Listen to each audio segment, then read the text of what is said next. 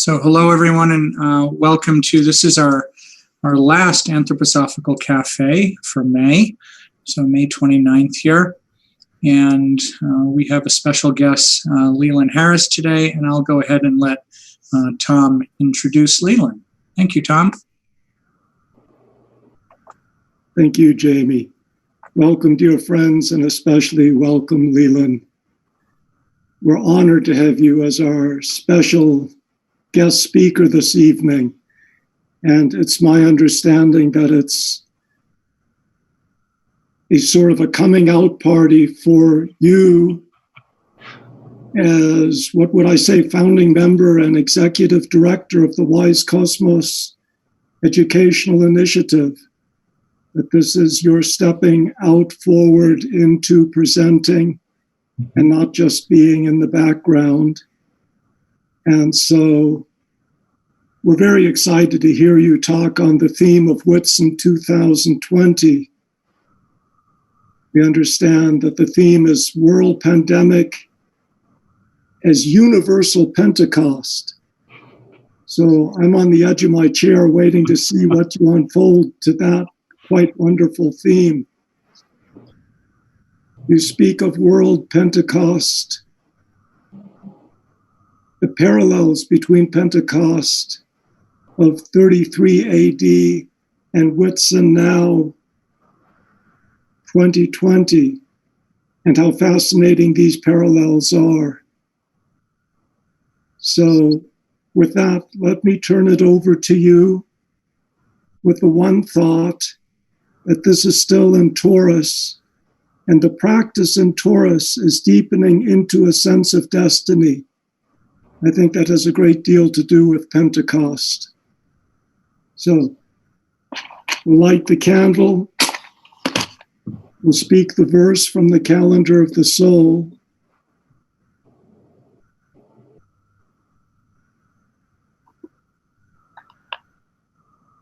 This is the 8th verse, the translation by Christopher Bamford. The sense's might grows in union with the gods creating, pushing down my force of thinking to the dullness of a dream. Should divine essence wish to unite with my soul, then human thinking calmly must content itself with dream being.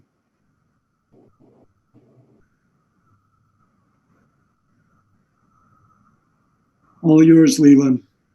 Very good. Thank you, Tom, Jamie, and everyone who's gathered here and will be watching by video replay. I want you to know that I just shared a little while ago before we officially started how significant this is for me to be able to be here. I've been in a time of life where I've been saying no to every invitation to speak. And when Tom invited me to consider being a speaker at the Front Range Anthroposophical Café, I literally opened my mouth to say no, that I didn't have time, I had other priorities. And then Tom kept speaking and he said, on Pentecost. And at that moment, my tongue froze and it was as if the spiritual world said, gotcha. It really felt like an authentic invitation, not just from Tom, but from the spiritual world. So I come to this with a heightened sense of anticipation myself. And I have discovered in the past couple of weeks that it's not just me, because I have received a number of communications from people expressing great interest and excitement and enthusiasm about Whitson this year. And it's not about me. They have been studying the temple legend. They've been studying all sorts of different things about Whitson and seeking to penetrate it, coming from Easter to Ascension to Pentecost. And I have just been startled by how people are so invested in this. And so I have received a number of requests from people saying, I'm not going to be able to be there live. Is there going to be a link? And I've assured everybody that there is.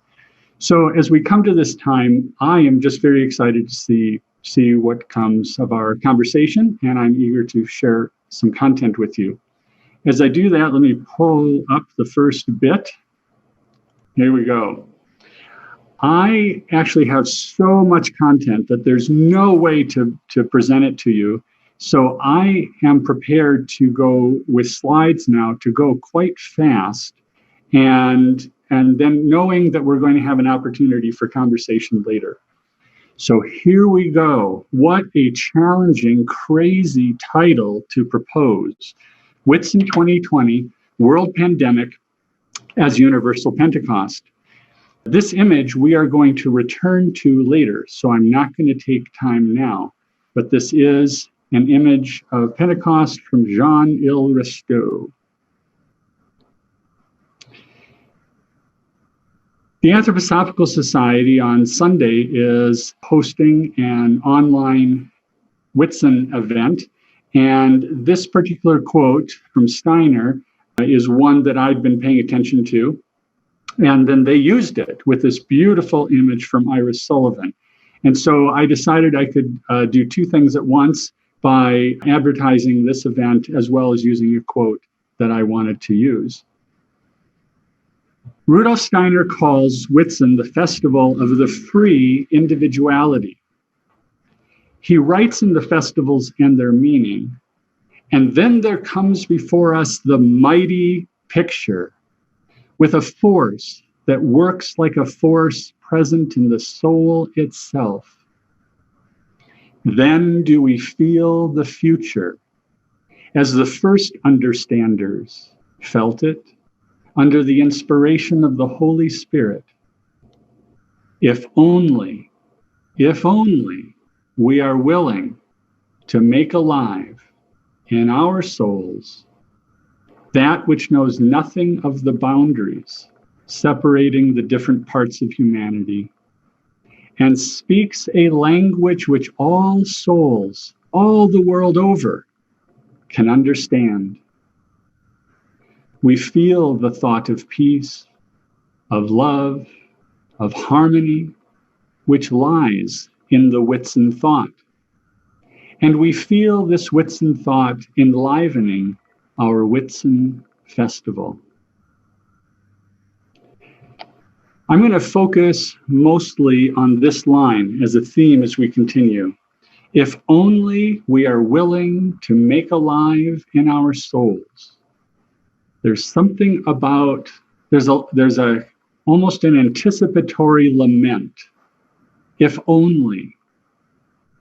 And there's something about being free will human beings, about needing to make some kind of decision or series of decisions, to be willing. And there's something here about a choice or choices between death and life. And there's something here about it being at the core of our being, in our souls, at the center of our incarnation of spirit into body. If only we are willing to make alive in our souls. Pentecost reveals our impulses and our inclinations. I'm actually getting this from Rudolf Steiner. He says it so beautifully. Pentecost reveals our impulses and inclinations, what we are willing to make alive or not. What we're going to do this evening is explore, with the help of the Bible and Rudolf Steiner and some photographers and some artists, this theme. But let's get back to the original story. So Acts of the Apostles in the Bible, chapter 1, immediately after the four Gospels. In my former book, The Gospel According to Luke, Theophilus, which means lover of God, I wrote about all that Jesus began to do and to teach until the day he was taken up to heaven, ascension, after giving instructions through the Holy Spirit to the apostles he had chosen. After his suffering, he presented himself to them and gave many convincing proofs that he was alive. He appeared to them over a period of 40 days and spoke about the kingdom of God. On one occasion, while he was eating with them, he gave them this command: "Do not leave Jerusalem, but wait for the gift my Father promised, which you have heard me speak about. For John baptized in water, but in a few days you will be baptized in the Holy Spirit." He said to them, "It is not for you to know the times or dates the Father has set down by his own authority, but you will receive power when the Holy Spirit comes on you, and you will be my witnesses in Jerusalem and in all Judea and Samaria and to the ends of the earth."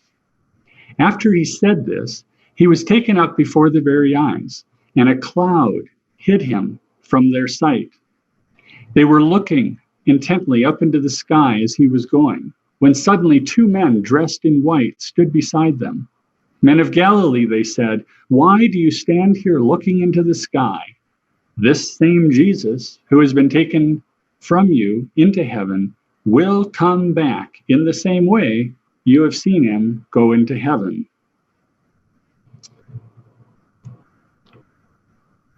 Continuing. In those days, Peter stood up among the believers, a group numbering about 120, and said, "Brothers and sisters, the scripture had to be fulfilled in which the Holy Spirit spoke long ago." And then they did some work, but they continued to stay together.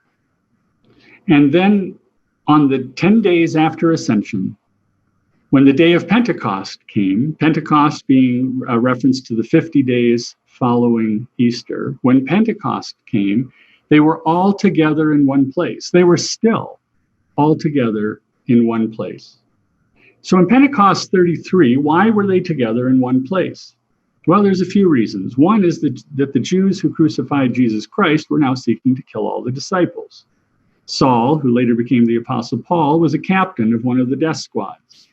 In other words, if they went outside their building and interacted with people, there was a good chance that some of them would be killed. In Whitson 2020, why have we all been together in one place? Because a novel coronavirus, COVID-19, has been a captain of the infectious disease death squads. In other words, if we went outside our homes and interacted with people, there was a good chance that some of us would be killed. Suddenly, a sound like the blowing of a violent wind came from heaven and filled the whole house where they were sitting. In Pentecost 33, why were they sitting? 120 people in a house doesn't leave a lot of room for much activity. So there's a practical reason. But also, they were frankly on retreat by definition. First, they were certainly waiting for the death squad situation to change, so they were retreating from the enemy. Second, Christ had commanded them, "Do not leave Jerusalem, but wait for the gift my Father promised, which you have heard me speak about. For John baptized in water, but in a few days you will be baptized in the Holy Spirit." We know from other scriptures that they were likely praying, worshiping, and meditating. They were on retreat. They were using it, the opportunity, as a retreat. They weren't focused on death. They were focused on life. They were disciples. By definition, they wanted to be like Master Jesus, like Jesus Christ, to hear and see God, to heal people, to do miracles, to save humanity from evil and sin as they too had been saved. When it's in 2020, what have we been doing while sitting around? The spiritual world, just think about this, the spiritual world has managed to get almost every human being on earth to enter into a time of retreat simultaneously. This is perhaps literally the first time in history when every single human being is going through some aspect of the same human experience at the same time and knows that everybody else around the world is going through it too. How amazing is that? The spiritual world has managed to get almost every human being on earth to enter into a time of retreat. But what kind of retreat is it? Is it a retreat out of fear of death, or is it a retreat to enter into a greater relationship with the spiritual world? So here's one of the things that always happens on retreat, either kind of retreat. On retreat, our soul gunk manifests. Okay, I'm not always going to use anthroposophical words, but I'll use some. Our astral sympathies and antipathies are heightened when we're on retreat. Our etheric habits and memories present themselves. Many of our normal ways of managing our stuff is unavailable. Our jobs, our sports, shopping, restaurants, concerts, movies, parties, gathering with friends and family. And we're stuck with our families, with few opportunities to escape. Indeed, hasn't the news been filled with reports of the violent winds of escapism, vandalism, riots, suicide, and more? How much of humanity has been mostly waiting for things to get back to normal? How many of us have been redeeming this time by doing the work necessary to become more truly human, more connected to the spiritual world and those on the other side of the threshold, to perceive Christ in the etheric, to heal the world? And I said at the opening that I've been astonished at the number of people who have been talking about anthroposophy, or about Pentecost rather, and have been diving into anthroposophy as a source. I know others who've been diving into other spiritual paths as a source. So I know from the news that there's a lot of people in pain as their stuff is coming up, and they haven't been willing or haven't been able to try to penetrate that in healthful ways. And so they act out or they give up. But I know so many others who are having a completely different experience, and this time of pandemic has led them to a heightened experience of the Spirit. And what I would propose is that whether we're talking about these two sorts of extremes, that all of them are characteristic of Pentecost, at least in the sense that the Spirit is at work. And we'll get to that a little more in a moment. So they saw what seemed to be tongues of fire that separated and came to rest on each of them. Here we have a classic picture of Pentecost 33 AD. And here's a picture of Whitson 2020 AD. This is what it was like on the ground less than 24 hours ago in Minneapolis last night during riots over the death of African-American George Floyd. How many flames can you find over the heads of the people in this photo? May I suggest, for the point I'm seeking to set up, that we can find flames everywhere.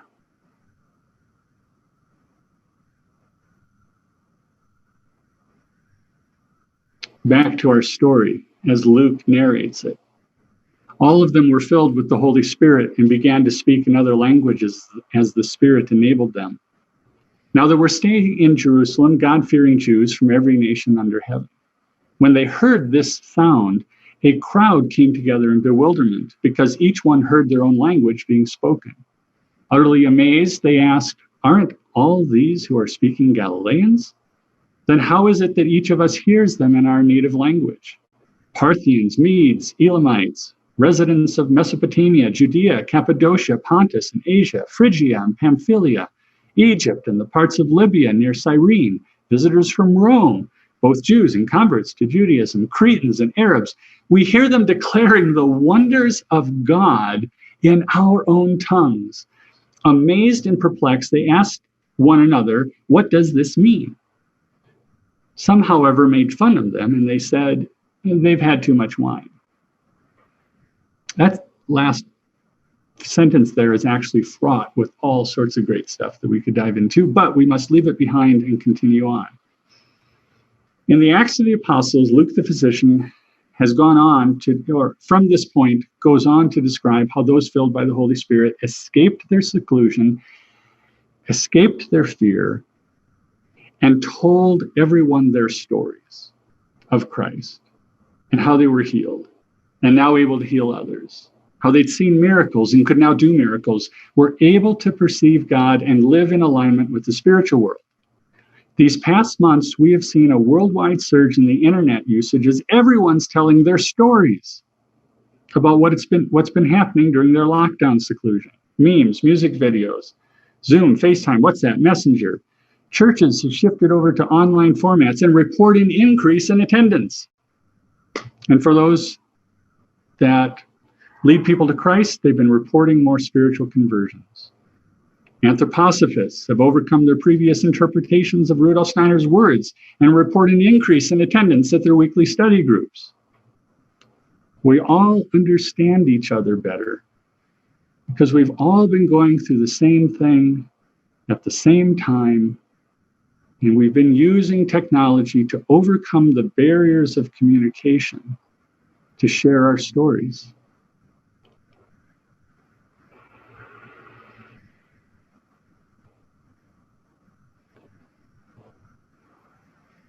Pentecost 33. Could it be that we are experiencing a kind of universal Pentecost in 2020? One characteristic of the first Pentecost was flames over the heads of those willing to be filled by the Holy Spirit. And Steiner says that if only we are willing to make alive in our souls those forces, like forces present in the soul itself, will enable us to become understanders under the inspiration of the Holy Spirit. And that makes it possible so that nothing remains a boundary separating the different parts of humanity. And we become capable of speaking a language which all souls all over the world can understand. And it can begin with this shared human experience. We know that as humans, we all have shared human experiences, but now we have one that we can point to and date. And we can talk about our stories.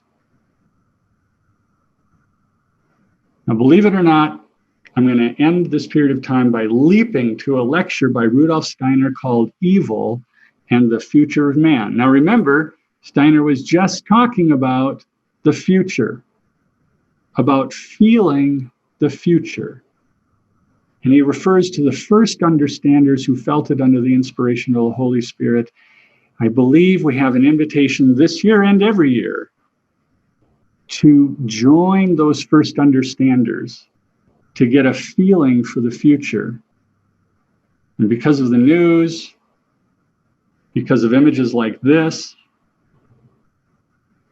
let's go, and because it's an anthroposophical cafe, let's take a look at what Rudolf Steiner says.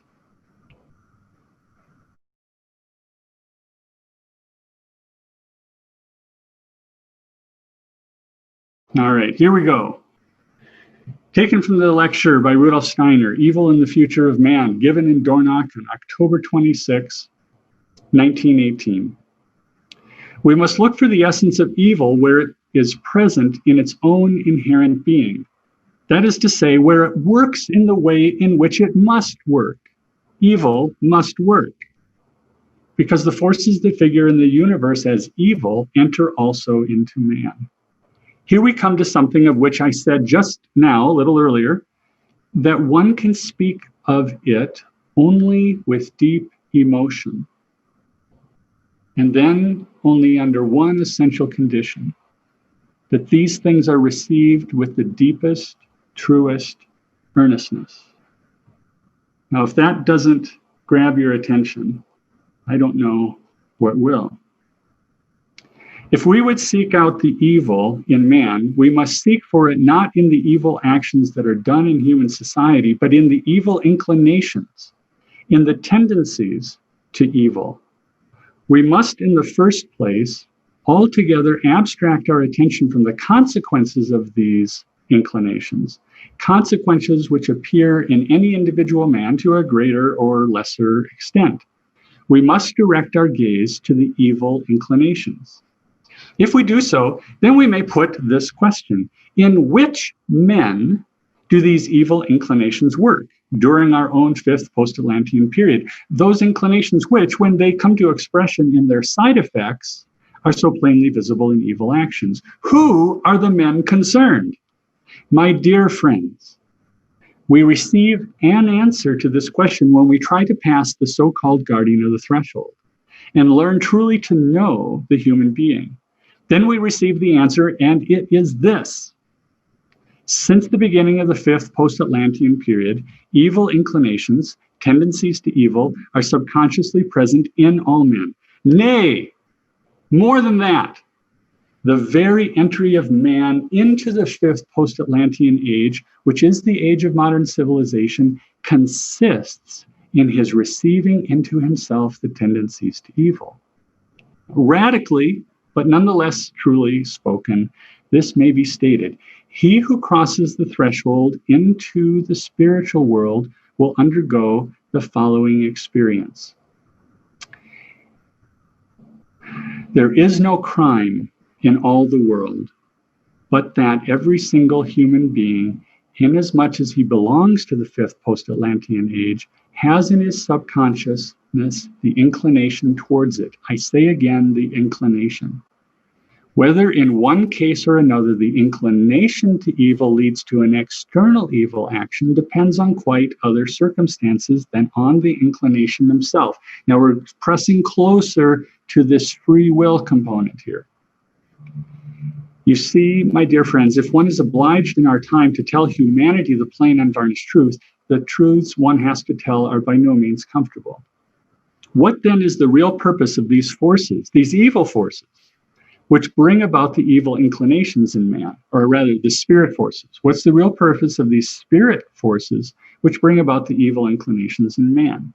What do they seek to achieve in the universe when, to begin with, they instill themselves in the nature of man? These evil inclinations are instilled by the spiritual world into our very natures. Of a truth, they are not present in the universe for the express purpose of bringing about evil actions in human society. That's not why evil exists. They do bring those kinds of evil actions about for reasons which we still have to consider. But just as little as the forces of death are there in the universe in order to make man die, so too the forces of evil are not there in the universe in order to entice them into criminal actions. They are there in the universe for a very different purpose. When man is summoned to develop the conscious spiritual soul, the consciousness soul, their function is to call forth in him the inclination to receive the spiritual life. It turns out, and we'll explore this a little more at the end, that we have a free will choice of whether or not to receive the spirit, the spiritual world. Now, we have the spirit in us, but what we do, just as we have evil instilled within us, we also have the spirit, we have Christ, and they're both in us, and it's up to us what we do about it. All right, pressing into the close here. In the great universe, these forces of evil hold sway. Man must receive them, and in receiving them, man must receive them, both forces. And in receiving them, he implants in himself the seed, the tendency to experience the spiritual life through the conscious spiritual soul.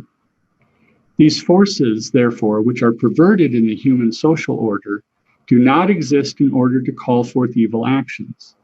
On the contrary, they exist in order that man, when he reaches the stage of the spiritual soul, may break through into the spiritual life. Now, catch that not everybody has yet reached, not everybody alive in this fifth post-Atlantean age has reached the stage of spiritual soul. That's something that we can discuss what I mean by that. But I'm going to propose that Steiner is indicating that not everybody is at that same stage. But so on the contrary, there exists in order that man, when he reaches the stage of the spiritual soul, may break through into the spiritual life. If man did not receive into himself those inclinations to evil to which I have just spoken, he would never come to the point where, out of his own spiritual soul, he has the impulse to receive from the universe the spirit, which from henceforth must fertilize all cultural life, unless indeed this is to die away. Here's how Sergey Prokofiev restates that last read sentence. The spirit of love that comes out of the cosmos, and since the Primal Pentecostal festival has remained connected with humanity, must ascend during the epoch of the consciousness soul into the fully awake consciousness of human beings in order, as the spirit of the world all, to fructify all other cultural elements if they are not willing to be dead. Prokofiev is suggesting that that is a more accurate English rendition of what Rudolf Steiner said than the English translation I'm using here, which talks about something dying away.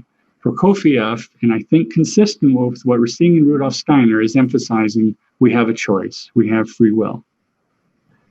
So to wrap this up, Rudolf Steiner says that we shall do best if, to begin with, we turn our attention to what is intended to become of those forces whose caricature you see in the evil actions of man.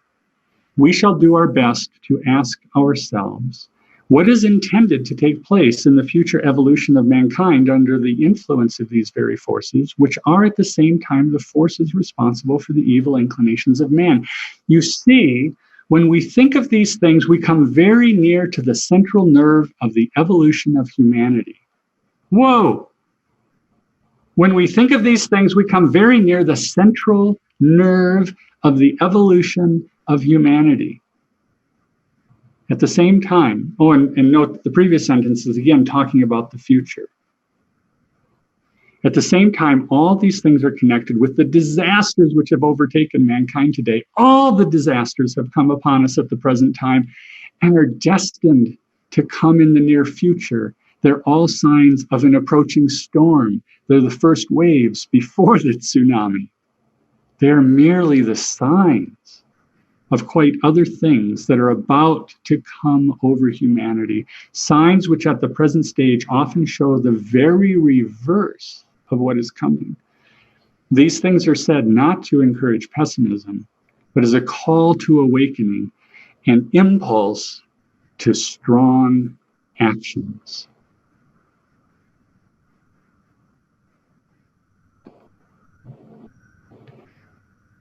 Well, thank you for hanging in there with me. That was a lot. As we go into our breakout rooms, my invitation is to, certainly when you get there, you may talk about anything that arises as a consequence of this, what's been shared from the Bible, from Rudolf Steiner, from our own life experience over these past months and our entire lives.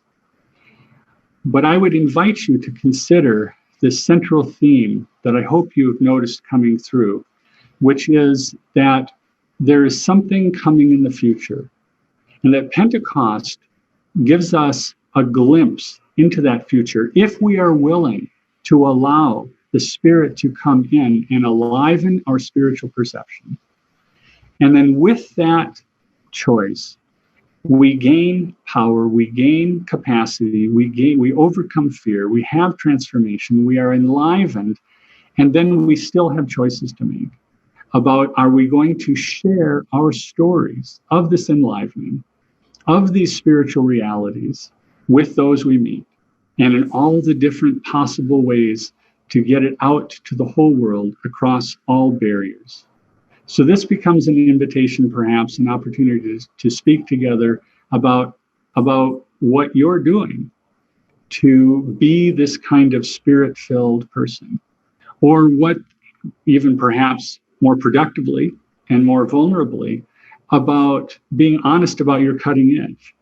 What right now, today, or recently, has been the most difficult obstacle for you to share the truths that you have apprehended, the truths that have changed your life, and share that with each other. And in that vulnerability of being honest, there will come a grace and a gift and a new freedom and a new empowerment. Enjoy your time together. Thank you so much, Lelan. You certainly gave us a lot to think about, and we can now jump into our breakout rooms. Lelan, I want to ask if you could perhaps type anything into the chat box there for other people to look at. Just type a few words into there, and we will jump into our breakout rooms. I think I'll do 10 of them, and here we go. We'll have 20 minutes, so enjoy your discussions.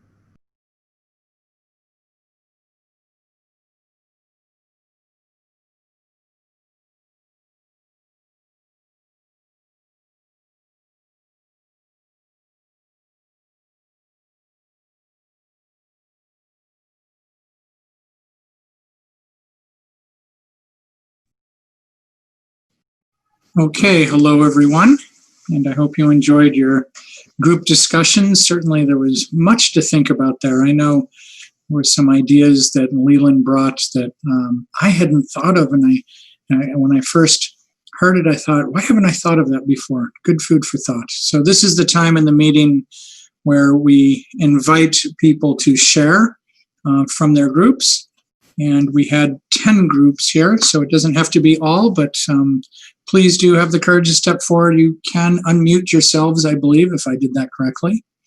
And we are now, the recording is going as well at this point. So let's hear from someone else. I'd like actually to read a verse by Rudolf Steiner. Okay? As it came up for me, it's a verse that I think everybody here will actually knows, but I wanted to read it because it was a response in a way from my heart, and it's then I found out that it was actually a few small verses actually put together, even though it's all by Rudolf Steiner, and it comes, by the way, with an interesting painting by.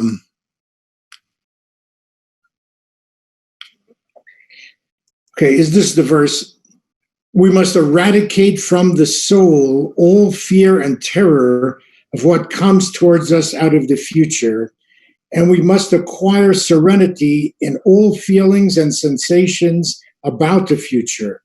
We must look forward with absolute equanimity to everything that may come, and we must think only that whatever comes is given to us by a world directive full of wisdom. It is part of what we must learn in this age, namely, to live out of pure trust, without any security in existence, trust in the ever-present help of the spiritual world. Truly, nothing else will do if our courage is not to fail us. We must seek this awakening within ourselves every morning and every evening. So I just wanted to share that.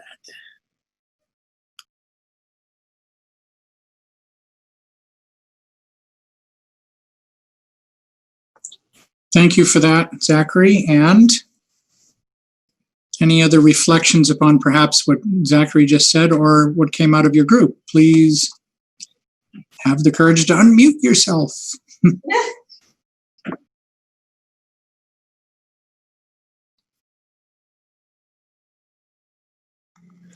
We were remarking on how nice, even though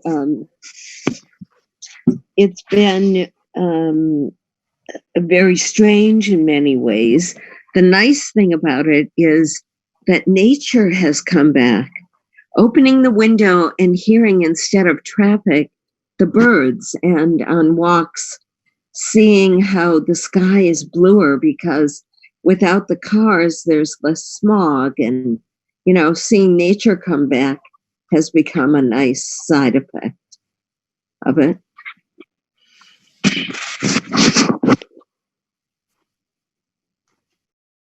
Thank you for that. And yes, I think all of us have observed that as well. The world is different now in many ways, but it's sometimes hard to see the positive ways. But you're right. Yes, somebody else. Right. I think it kind of ties in with a question that came up in our group discussion. The question being how, or looking at community, not just at a personal level or global level, but also community with the earth, and reevaluating our connection, I suppose, with all of humanity as well as with the being of the earth, and how do we go forward from here in that aspect.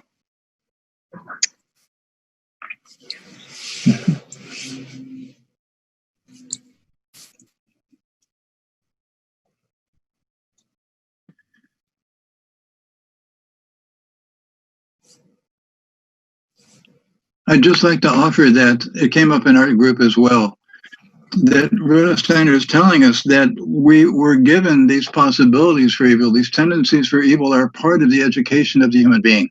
And were we to enter the spiritual world without the experience of doubt and hatred and fear, we would really be victims, in a certain sense, of those spiritual forces that would like to capture the human soul and guide it spiritually into those directions. So effectively, you could say it's part of the education of the human race, having to experience the doubt and the hatred and the fear, so that we can come to truth and come to love and develop courage. We could say this is part of our schooling. It's an amazing schooling that all humanity is experiencing together. And it's really a blessing. And I think this time is a blessing, as Lelan has beautifully said. It's a blessing for us to have the opportunity as a humanity to stop, pause, consider these things, and begin to examine these tendencies within the soul and the impact they're having upon us and upon the world. Nice. Oh, I would just like to say something following what you said, Brian, regards to the Minneapolis situation. I just had read on the news that the officer, was charged with murder. And I know before that happened, I was hoping for some sort of justice for the man who had died. But then suddenly when I realized that this other person, this police officer who is charged with this, I felt this tremendous compassion and love for him, thinking about his role in this whole drama that we all just watched too. And just, so I could feel not only from the one side, but then after, these scales of justice kind of brought this other side, it suddenly made the love just so big for both. I don't know how to quite describe it.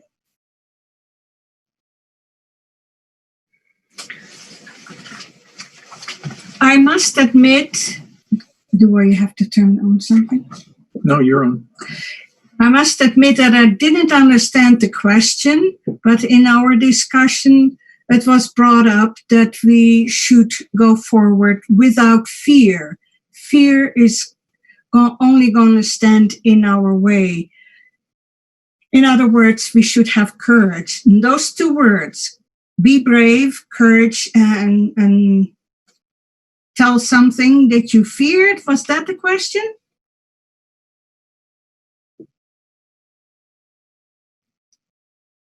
Yes, that was one of the questions that I was inviting you to consider, that we have, all of us that are gathered here, we wouldn't be on this webinar together, but for the fact that we're on a spiritual journey and that we are seeking truth, beauty, and goodness in every aspect of our lives. And we're seeking to be healed and be transformed, to be human and to become even more human. And in this journey, in this pilgrimage, in our studies, in our relationships, in our practices, we have been experiencing spirit more and more and more. And the opportunity is coming, the opportunity is always there. The decision is always there, what we share and what we don't share.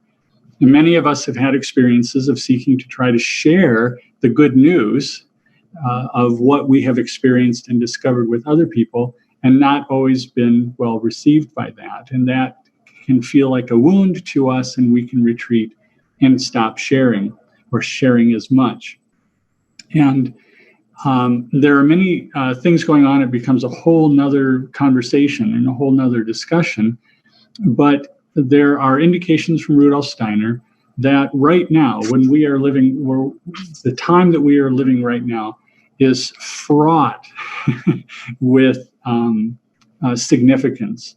And the reason there's so many people there's so many people on Earth right now, reasons.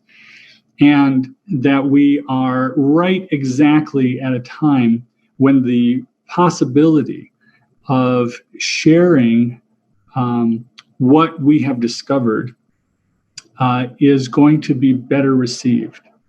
And I guess we'll leave it at that. Well, and because of that, I believe that, I'm experiencing that. I believe there's reasons to believe my situation, my experience isn't unique. I've been hearing this as I'm in communication through Wise Cosmos with people around the world. It leads me to that. One of the questions that I suggested was that we go inward a bit and pay attention to ourselves and seek to discover what is it that causes us to put a mask on our mouth to cover, to not speak the truths, the healing words, the spiritual experiences that we've had with others, to get at those sources, to name them, to clear them out. By naming them, we already begin to reduce their power. And by choosing to not be, to have these past experiences control us, but to instead recognize them for what they are, pull them out, as it were, set them aside, and go engage with courage to have new experiences. That is a worthwhile thing to do. But unless we're honest with ourselves about those things that are inhibiting us, we very often won't actually move forward. I would like to add that part of what I'm noticing is that I'm actually wanting to just listen oftentimes, that I have a tendency, I'm part of what I'm learning, I think, and that this was expressed in our group, is that this is an opportunity, like you're describing. It really feels like an opportunity, like something's happening here. What it is ain't quite clear. But something is definitely happening. And so, and my experience has been to like just deal with like just the sea of like of emotions, like on a daily basis, you know, and but actually taking time to do that, because it's like I want to be present. I want to be here when it happens, and it's happening right now. And so like it's coming up. It's like I sit down and that was the other person in my group expressed that too. She's been praying like hours and hours, you know, like on a regular basis, you know, just like sensing like this real importance to just like be here. I want to be here for this experience. Like it's like me being here is significant. I mean, I'm here, but it also seems important. Like maybe that's part of what I was, you know, just basically kind of picking up on from the group sharing just now. Anyways, yeah. It's interesting too, Lelan. I was cramming the temple legend today for some reason. and that verse that you read from the ASA group, I read yesterday on a Zoom call. So like there's all these like, connections right now. It's just, it's an interesting time to be alive. So thank you for your presentation. You're welcome. I wholeheartedly agree with what you're saying. It's beautiful, and it's beautiful to be experiencing it and to be perceiving it, and to discover that we're not alone. And that by itself begins to give us more courage to tell our stories. So again, as an element of Pentecost, I would like us to not forget that a characteristic of being filled with the Spirit is a new freedom and a new creativity and a new courage and a new power and a new efficacy to be capable of sharing our stories in ways that become gifts and life and opportunity and invitation and healing and transformation for other people. Mm-hmm. Isn't it with this situation with wearing the masks that we are forced to focus on something else? Yes. It's not just the grimace, what do you say? The face that is communicating. We need to find a way that we directly communicate in the spirit. When we see these people in the store, on the street with the masks on, the same thing is happening with the Zooming, which we have done now this past month only for the first time. We never scoped before. But I feel you are forced to go in your upper chamber and listen and see there rather than with these eyes we have here. Yes, there you go. Yes, isn't the spiritual world brilliant? Yes. At figuring out a way how to get all of humanity to begin paying attention to ourselves and to others in new and different ways, and to bring us out of our normal ways of being and presenting ourselves, which is largely unconscious, and to enable us, to require of us that we become conscious of how we are projecting and what we are projecting and how we are communicating with our eyes, with our gestures. And that's a whole other topic that we could explore very fruitfully. But the key here is this, I think that I want to mention, is how the spiritual world has helped us, everyone in the world, become conscious of how we communicate and what we communicate. Excellent. Good. Thank you. So Lelan, I wanted to just, as facilitator, just take the moment to say that, normally at this point, the various groups are sharing and then people ask you questions. I'm aware that there are 15 minutes left, and I know that you wanted to, I think, present a little bit more or have some concluding words that you would go with. So I'll just ask you then, how would you like to handle these last 15 minutes?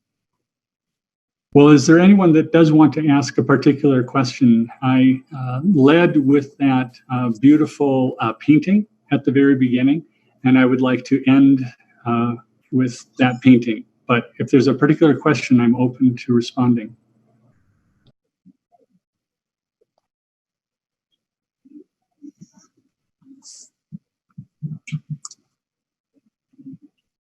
There was a question that was typed into the chat a bit ago. And this is from Sandra that said, asking you to repeat, and I think this would be fruitful, to repeat, what is intended. You had said something, what is intended to take place in the future evolution of mankind. Could you repeat that again? Because that did seem significant.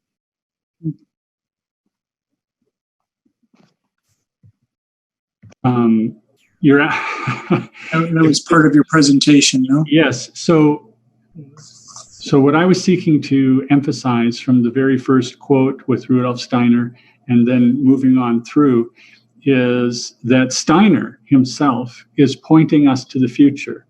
And he does this a number of times throughout his what he has gifted us with.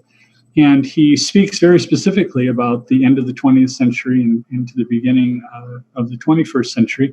So he speaks specifically about that. But I think he's also, with the Whitson verse, he's also very much pointing even into the farther future, and he addresses that as well. So all I was mostly seeking to do in the time available was to whet your appetite, to bring it to your attention, and if it's grabbing your attention, to invite you to pay attention to it.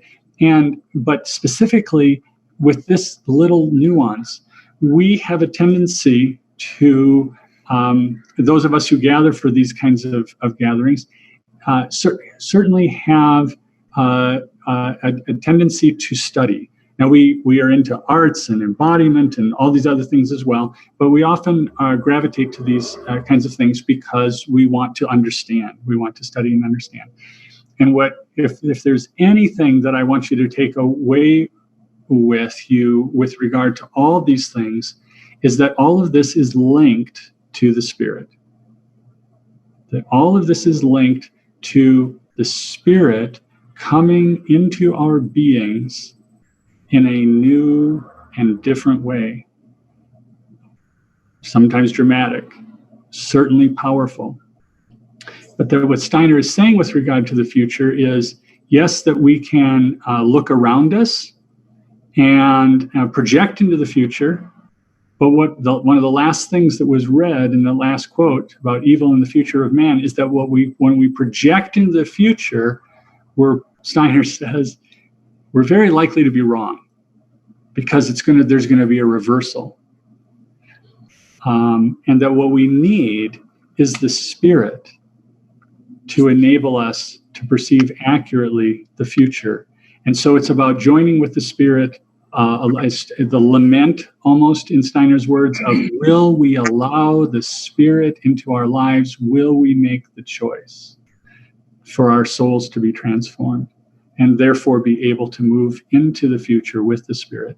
I think that's really the main point. Anything else, I think, is, again, a whole nother conversation at this point. Yeah, that is wonderful for you to expand on that, Lelan. I was also kind of just wanting to know the rest of that quote.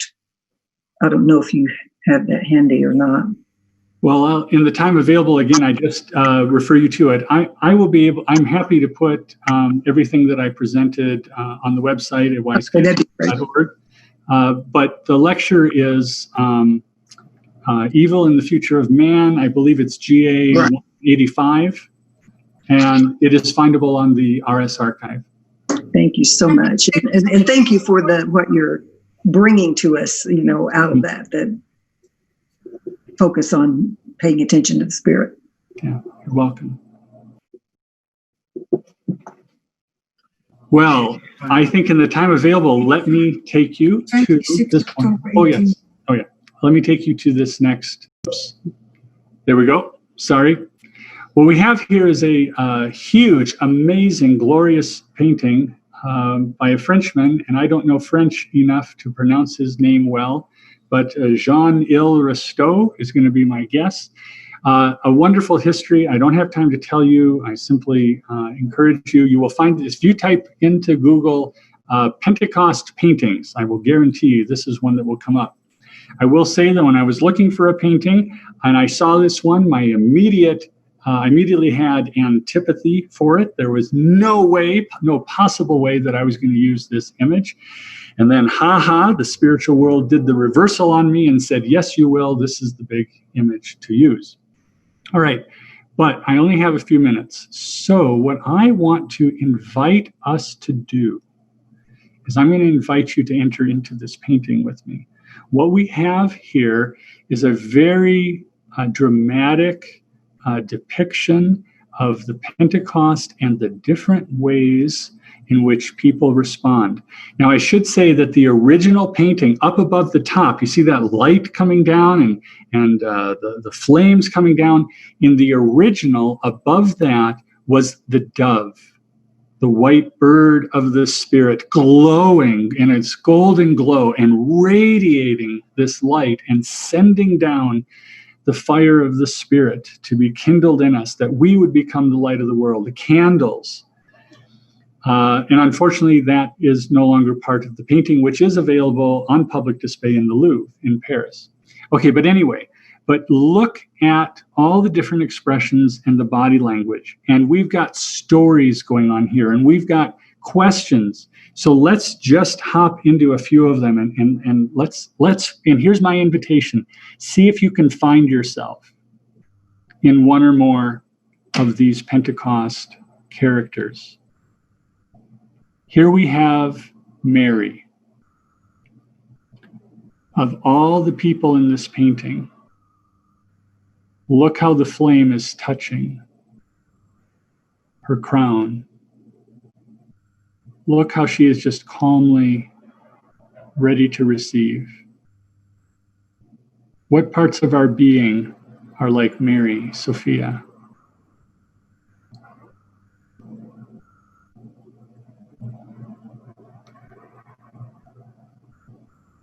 Here's two more people.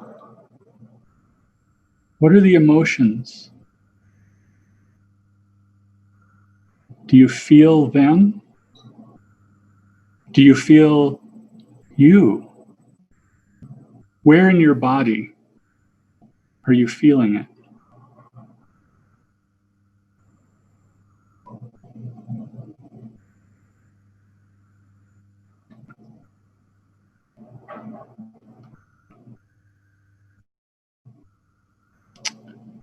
Here's the upper half, not quite everything, but most of the upper half of the painting.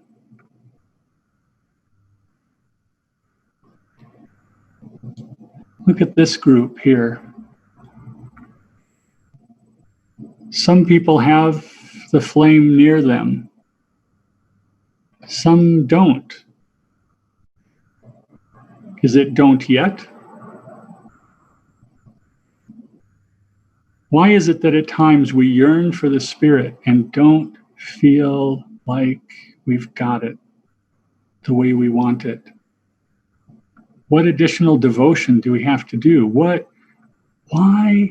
do others seem to have it and we don't?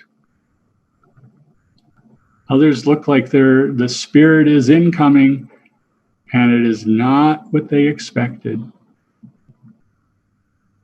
Have you had experiences like that?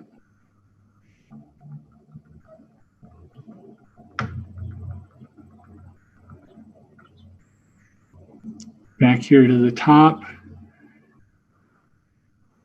Got these two over here.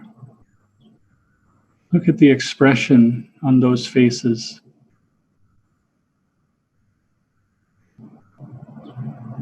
Which one do you feel more of? Maybe it's both.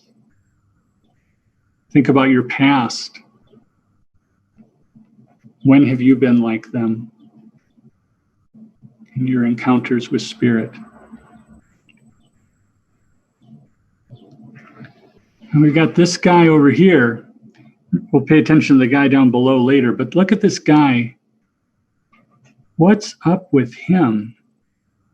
He's got this flame, and he is rushing away. Is he so filled with the Spirit and so filled with his stories that he just can't wait to get out of there and get into the street and start proclaiming, this is real. Everyone, I want you to know about it. Everyone, I want you to receive it. Or is there another emotion that you see in his body language? Almost an opposite. Does he not want this? Is he overwhelmed by the implications that as the Spirit comes down, he becomes aware of the implications, the choices, that now he has actually different choices, and a destiny that he now sees more clearly, and is he maybe afraid of that destiny, afraid of those choices? Is he actually trying to run away?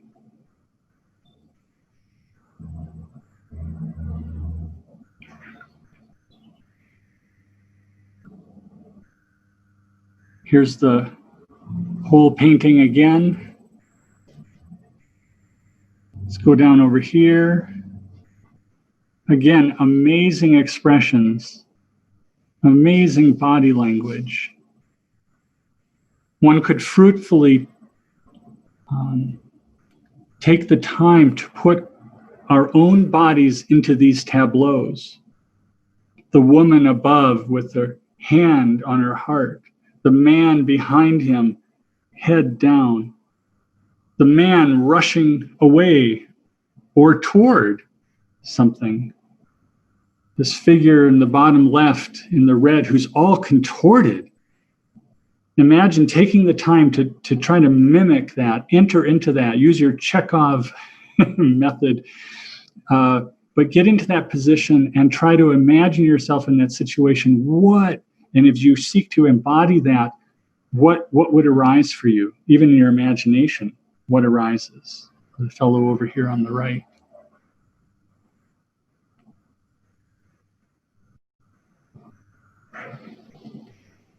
Then we have this tableau over here. My, oh my.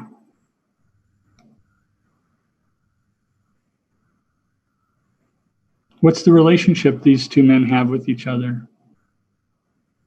Before this happened, what's their relationship going to be like now?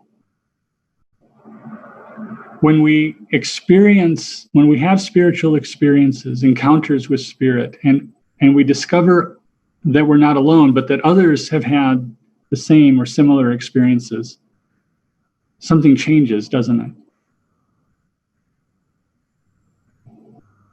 In this case, they know they're having the experience together. A lot of times our experiences are more solitary, and we don't know that others are having similar experiences unless we share our story and are willing to listen to the stories of others. Let's do that more.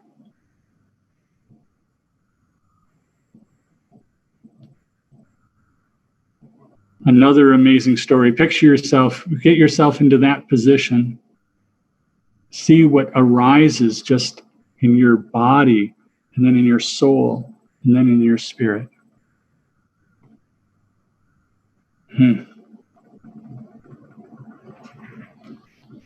All right, there's two more. Look at this guy. Oh my. The flame is hovering. See, it doesn't have that long a tail like some of the others. It's not in motion, it's hovering. What is this guy praying? Please, God, no? Please, God, I'm not worthy. Make me worthy. But notice the grace in the flame. We have free will.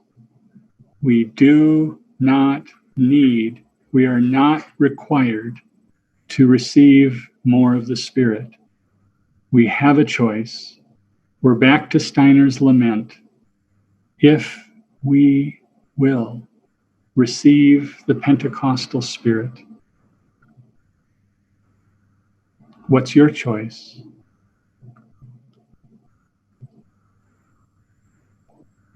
Oh, and I meant to mention that, of course, we almost can't look at this guy on the bottom without paying attention to what's going on above.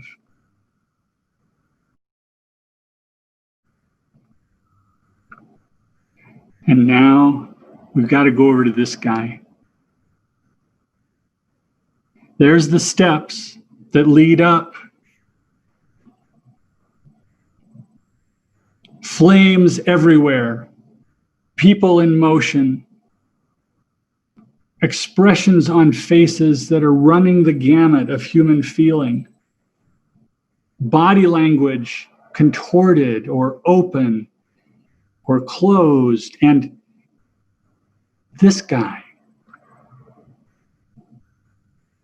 in the midst of all of it, what's going on with this guy? But we can ask that about all of that, and we can ask that about ourselves. And as we leave this time together now, and as we reconnect with our families and reconnect with the world, be aware that the Pentecostal spirit is here. It's not just on Pentecost. The Spirit is with us. The Spirit wants to enter in. Will we receive it?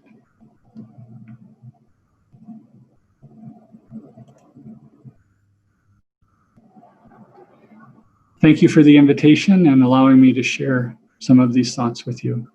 It's been a pleasure. Thanks. Thank you very much. Oh, yeah, thank you. Beautiful job, Lelan. Thank you. Thank you. Thank you, Leland, for bringing alive these various imaginations that speak to us out of this remarkable painting.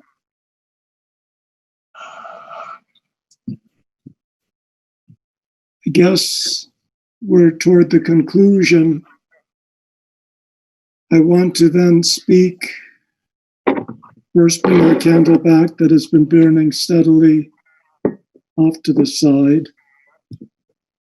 Where did we suddenly? And I'll speak once more the calendar of the soul verse.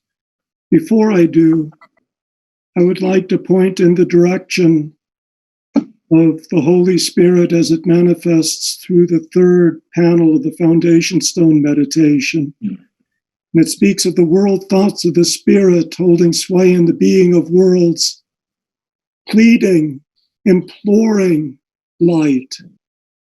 I think this has a great deal to do with Pentecost and a far distant future,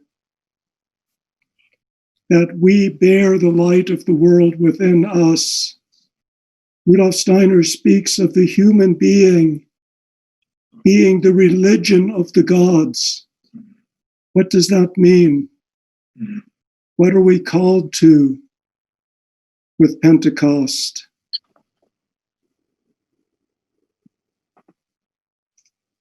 And among other things, the reason I love reading from the calendar of the soul is that it gives us a sense of Christ in the etheric. And Leland, I so appreciate your speaking of so many people this year, this time particularly, thinking of Pentecost, of Whitson as a festival that we feel moved to participate in, to celebrate, in particular in this time. So let me read the calendar of the soul. The senses might rose in union with the gods creating, pushing down my force of thinking to the dullness of a dream. Should divine essence wish to unite with my soul, then human thinking calmly must content itself with dream being. Thank you all so very much for participating in this special evening. Thank you, Leland, for sharing so bountifully from your heart in wonderful, true images, imaginations. We thank you. Thank you, Tom, and everyone.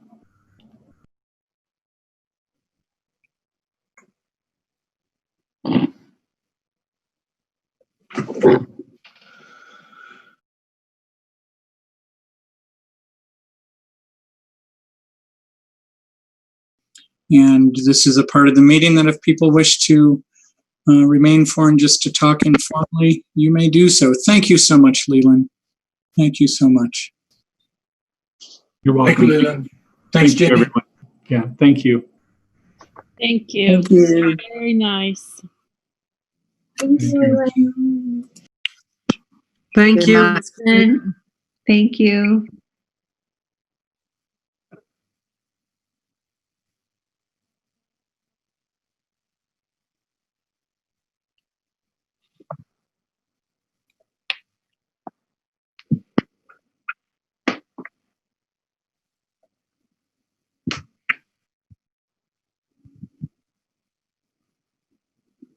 I really appreciate just everything that you brought, and it's.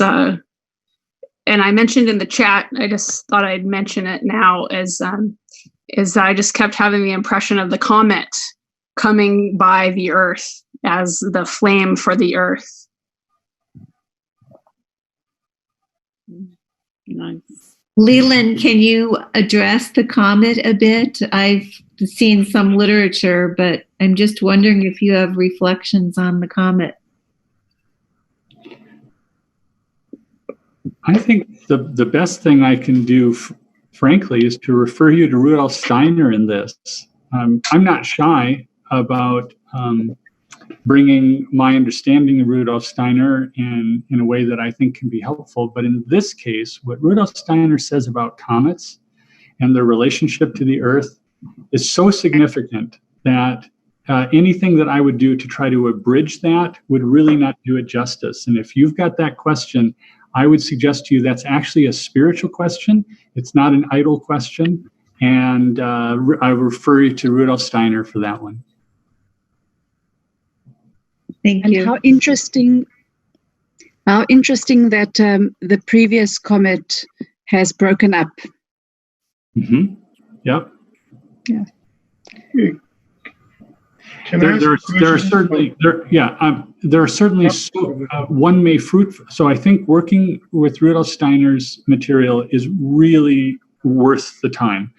But then what you're talking about there about working imaginatively, the comments, certainly we, with those images, certainly working imaginatively is always called for.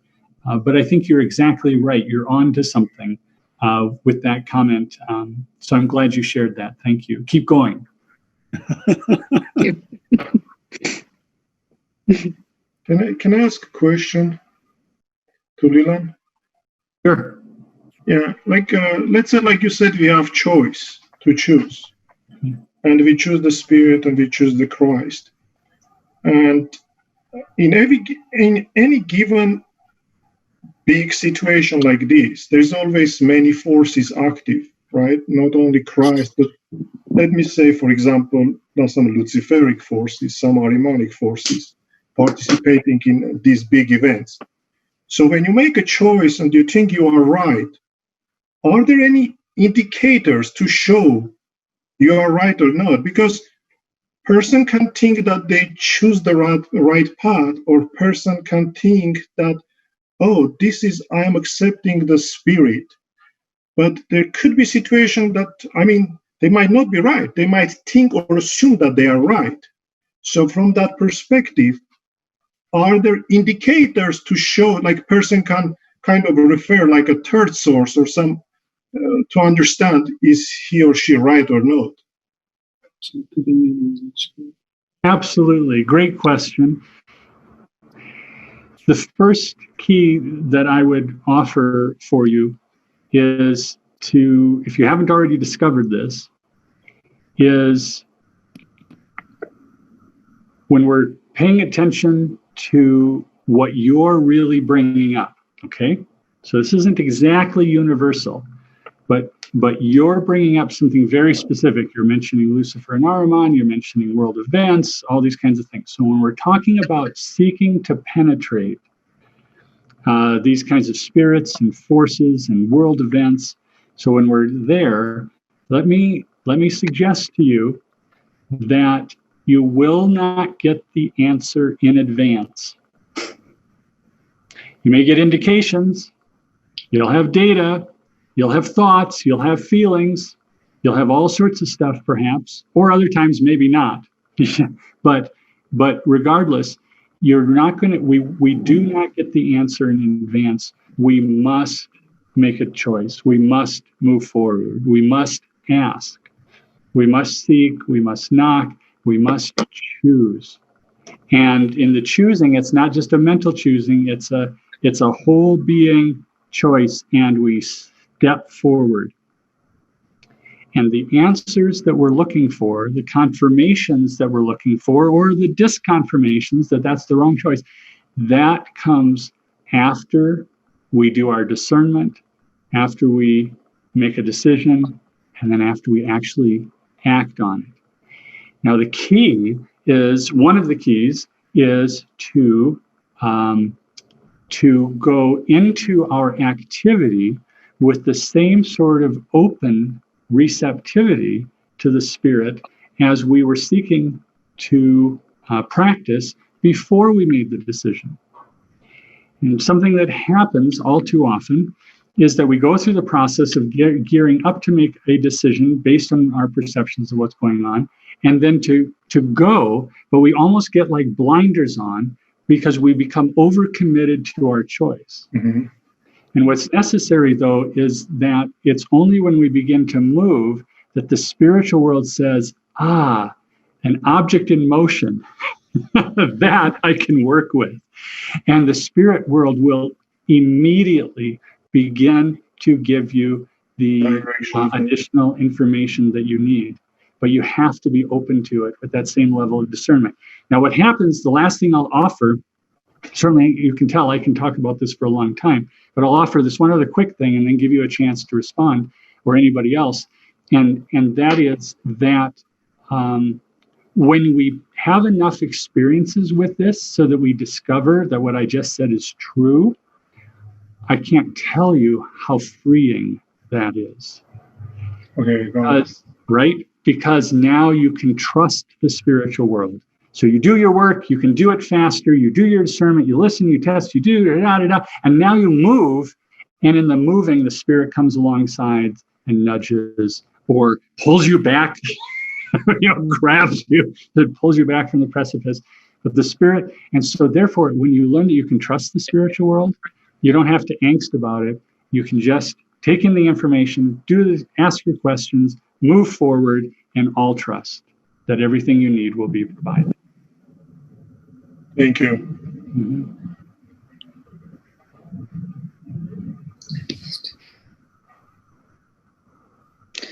Mm-hmm. You were saying earlier about talking earlier about going out and, proclaiming to the world.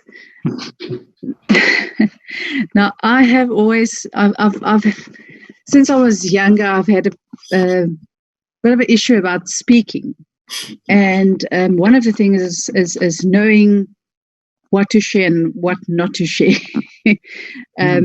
I've tended to share things that I probably shouldn't have. And I've been finding myself lately getting impressions, and if we're looking at what is happening and thinking about the Oromanic and Luciferic influences, I would get an impression and I would immediately think to myself, let that go before they see it. It's just something I wanted to share, I suppose. Do you want to frame a question? I'm happy to just live with what you shared as a point in time. If you want to ask a question.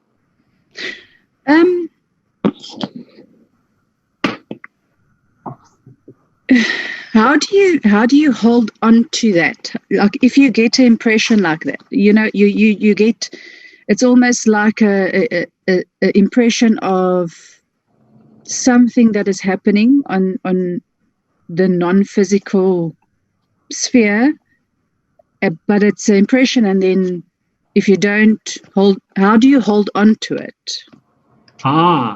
Safely. Okay.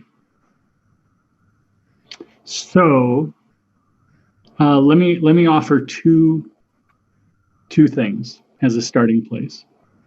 One is, and it's going to sound contradictory. So I'll just say that up front. I know that's what I'm about to do. So a very, very safe starting place for you is going to be to treat those impressions and communications, imaginations, inspirations, intuitions, attacks, because there are attacks, being assailed, to to treat all of those like drops of rain. Okay, so we go outside and the first drop hits us or comes down near us. And we go, it looks like rain. You just keep going. And then there's another drop of rain. Yeah. And then you keep going, another drop. Okay. And you just treat it like drops of rain. Now, sometimes those drops of rain are going to become a deluge, right? And at that point, maybe it becomes wise, given the rest of the circumstances of your life, that maybe there's some other activity to take. But you are generally going to be very safe in not attaching to those impressions, not trying to make too much of them. When the rain falls, it's a gift. When you have an impression, it's a gift. I recently I'm teaching a class that I just started weekly on the Lord's Prayer, following up on what Brian Gray brought a few weeks ago here on a Friday. And at the end of the first session, somebody stayed on to the bitter end until there was no one else there, and then began to share with me her experiences with demon possession, in which she would lose control of even being able to speak, even being able to think the Lord's Prayer or something. And so certainly at that point, there's a deluge coming and we're being overwhelmed by something. But those are going to be rare. And so by and large, you're going to be safe to just allow the impressions to go, and because they are gifts and they make you aware that there's a spiritual world, they make you aware that things are going on, but they're not demanding your attention. They're not requiring anything of you. They're simply gifts that you receive just as you receive rain. Okay, but then on the other hand, there are the ones that come that seem fraught with particular meaning, that seem to answer a question, that seem to invite you to some particular action or for your attention, right? And then the best practice for those as a starting place is to write, if at all possible, to write it down, and to write it down as immediately as possible, even if you're just jotting it down, or use your phone to do a verbal note. Because when something like that comes, it is coming as a voice from the spiritual world. And if we may use the word God here, when God speaks, it's good to write it down. Because what's going to happen is that very often when it's a true communication from the spiritual world, we won't remember it, or we won't remember it fully. It will very quickly, like that drop of rain hitting the hot pavement or disappearing into the grass, it will be fleeting. It won't stick around. Now, why won't it stick around? Well, again, among other things, as just a starting place and to stick with my theme, because it requires of us a response, a free will choice to receive it. And if we don't receive it, if we treat it just like the other impressions and drops of rain, it will behave like those other drops of rain, and it will simply disappear back into the ether. And there's not necessarily anything wrong with that, but it is a loss. But I will say that the good thing about the spiritual world is that if it was really important, it'll come back, and you'll have another chance. And I guess there is the third case I alluded to with the woman who was dealing with demon possession. In that case, there is other activity to be done, but I think that goes farther afield and isn't worth going into right here. Is that somewhat helpful to you? Yes, thank you. Thank you.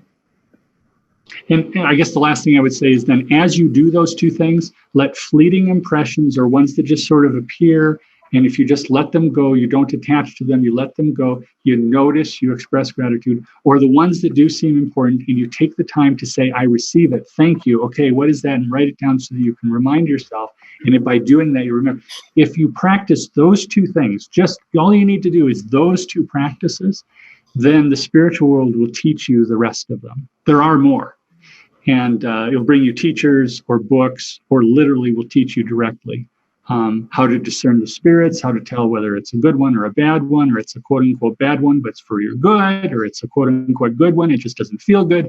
And all of that stuff will be revealed with those two starting place practices. Thank you. Mm-hmm.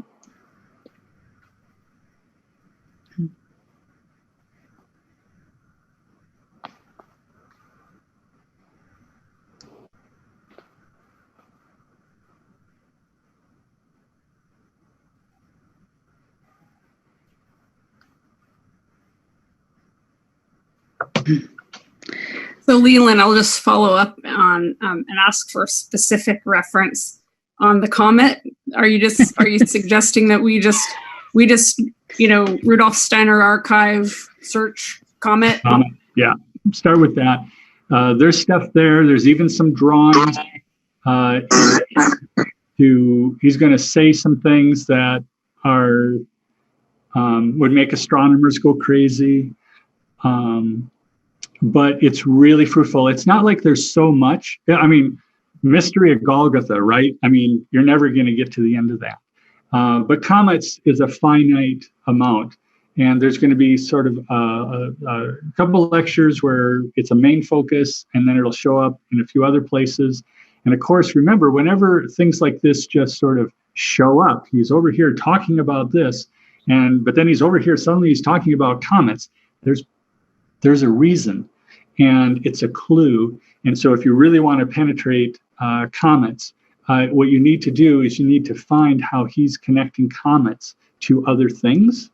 And that is and then you take that into your imaginations with the comet. And remember, comets are the spiritual world too. I don't want to give away too much. I want you to go read Steiner. So it actually is possible to connect with comets, and you can also ask the comet and see what happens. And depending on where you are and whether the comet wants to talk to you, so to speak. I know I'm using some imaginative language, but as anthroposophists, we understand that we are striving to develop the capacities to perceive the supersensible. And I just want to encourage you that you are already able to do that to at least some degree. And just like anything else, you develop it by practicing it. Of course, the key that has to always be said is Rudolf Steiner's very clear indication that for every step forward in supersensible perception, which most of us want to step forward in our supersensible perception, Steiner says we must take 3 or 4 steps forward in our moral development. And so if you pay attention to that, and it's really not that hard, 1, 2, 3, 4 moral, and then I'm going to make progress in supersensible, it's worth doing. And then suddenly the world of comets and other things and their connection to everything else in the universe, including us, and meteoric iron and Mike Michaelmas, and all these things begin to take on life and meaning and reality for us. Lelan, is your course in the Lord's Prayer still open to people who are interested, or is it a closed course at this time? No, it's an open course. Everything's being recorded. So if you come in now, we've had 2 of the initial 7 sessions, and you'll be able to watch the recordings. Well, the second one isn't quite up. It was just last night. I've been preparing for this rather than getting the video up. But the video will be up. Whenever you come in, you'll be able to catch the other ones. And we're planning to keep all of the videos available for at least 2 months, basically to the end of the summer. We'll stay up at least that long. So even after it's ended, it will be available if you wish to register. Is that on wisecosmos.org? that's it. Right on the home page, right at the top, there's a button that you can click for more information and to register. Hmm. Can I say one more thing? Yes. About space? Yes. So we'll come back to Earth, and tomorrow we've got 2 astronauts going up to the space station for the first time since 2011. So that's something that we can connect to as well. Mm-hmm. Absolutely, because the spiritual world is very interested in what we're doing with space. It's part of our Earth and our human development and stuff. So I love, Rose, that you're using the word about words like connect and all that. And so you're exactly correct. We could ask the comet what it thinks about the rocket launch, right? And astronauts going into space. Yeah.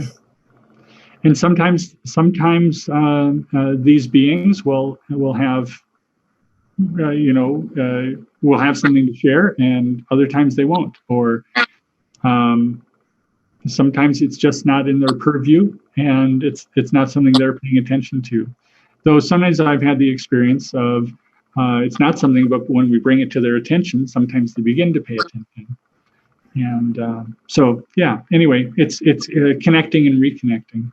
And Steiner, and this is not, and this, I guess since we're talking about connecting, I must also at least use this as a platform to remind you, to remind all of us that near the end of his life, Rudolf Steiner gave some specific indications of what's most important. Now, he says most important or things like that a fair amount. So there's a lot of things that are important. But near the end of his life, one of the things that he emphasized was in order for humanity to move forward, in order for humanity to survive, in order for humanity to move forward into its destiny as the 10th hierarchy, as beings of freedom and love, we must start now to connect with human beings on the other side of the threshold. Mm. And yes, connecting with our guardian angel, connecting with the archangel of our family, connecting with Michael and Gabriel and Raphael and all sorts of other spiritual beings. That all sounds exciting and is important and is worth it, and all of that. But Steiner did not talk about going out and connecting with Michael, to my knowledge. He didn't talk about going and seeking out Raphael.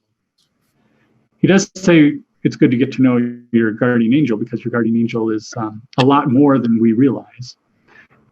But what he does make specific, what he definitely calls us to and points us to and says is most important, is to develop the capacity to work with those on the other side of the threshold and to allow them to work and partner with us. And that is fundamentally necessary in order to survive the future and to make the future that's coming towards us our human destiny, our highest and best destiny, and not something else that's going to be more terrible to contemplate and more effort to work through.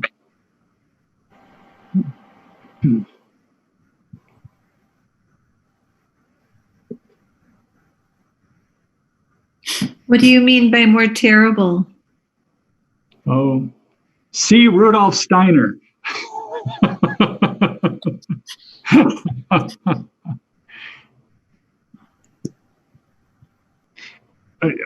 I'll whet your appetite by doing at least this much. And that would be that instead of talking about the terribleness exactly, it would be that he indicates that one of the reasons, a primary reason there's so many people on Earth right now is because we're all trying to cram in here, because every human being basically needs to incarnate within a specific period of time, because we all have a choice. Every human being must make a choice. And we right now are living in this period where every human being must make a choice in an incarnation during this period, and the consequences of that choice will dog us so to speak, will follow us for incarnations to come, unlike any other previous incarnation and the decisions that we made then. And that fundamental decision is to paraphrase it all and to refine it down based on my understanding of Steiner's indication, which I do believe is validated by when we look around, is it's who is the Christ to me. And in this incarnation, everybody's going to have one incarnation during this period of time, and where what we decide in terms of our relationship to the Christ will have immediate effect beginning in our next incarnation. And to use the language of the Bible, there's going to be, and Steiner actually, and if you read some more of the things that I quoted from, you'll even find that there, so it's even contextualized with what I shared tonight. There is going to be, what's coming is a dividing of humanity is coming. You can use sheep from the goats, wheat from the chaff, dark from the light. Another image from Revelation where the Spirit comes and says, you're on the fence. I wish you weren't on the fence. By staying on the fence, I can't do anything with you. I need you to decide. Either decide that you're for me, the Spirit, for Christ. Either decide you're for Christ or decide you're against Christ. Because once you decide, the spiritual world can work with you because you're in motion. But if you stay in the middle and dither and don't make a decision, then you're even more lost than if you make a decision sort of against Christ. And anyway, Steiner then talks about what's coming in the future, and that those who make the decision to align with Christ in this incarnation are literally it's going to change us even literally physiologically and in our souls. And those who do not choose Christ, it's going to affect them physiologically moving forward. And then that begins to lead towards things like the war of all against all, which doesn't that sound pretty terrible? But I'll leave the rest of the details to Rudolf Steiner. Yeah, I have read that before. I'm familiar with what you're saying. I just can't remember the source. Do you remember the source of that? Oh, if I'm going to start saying things like that, I better know the source. I'm afraid that I can't right at this moment. Does anyone else remember it so I could reread it? Mm-hmm. Lelan, one of the lectures that references that fairly deeply, and I should just give a caution, it could be disturbing if someone's not in a state of equanimity when they take it in, because it's very descriptive, is the angel and the astral body. Yeah. Great. Thank you. And who are you? Oh, Lelan, this is Amy. Hi. Amy and Tom. Wonderful. Amy and Tom. Good to hear. Thank you for the art. That was really, really beautiful, Lelan. Well, I learned some of that from you, Amy. Oh my goodness. Well, thank you. I was going to actually send you an email. I just love the way that you moved through in almost like a communal meditation and joining in. It was really beautiful to see the art speak in that way. Thank you. You're welcome.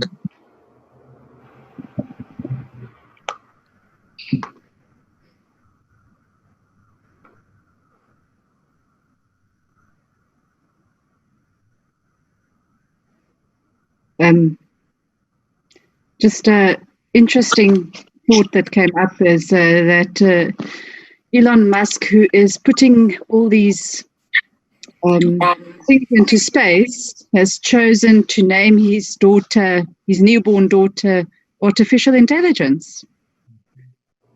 What? Well, partly.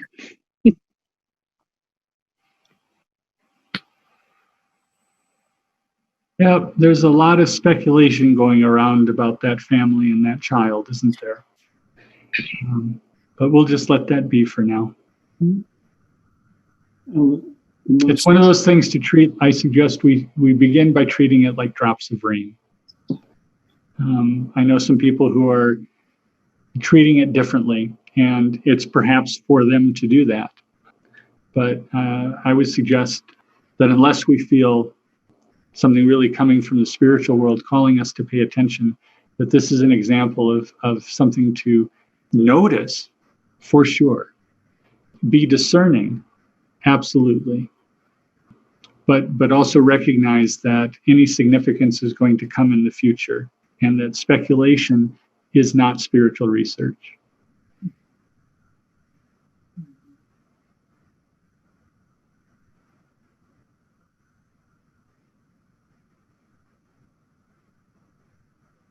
About that, I've been focusing on the NASA part because he couldn't do what he was doing without all the work that NASA has done for many, many years. So, yeah, if that makes a difference. Who is it that you're talking about again? I missed the name. You're referring to Elon Musk specifically at the moment? Mm-hmm. Yeah, we were talking about, she brought up how he's sending, the rockets into space and the name of his child. And it's a partnership, right, with NASA and he's really been only a player for the last 10, 12 years, maybe.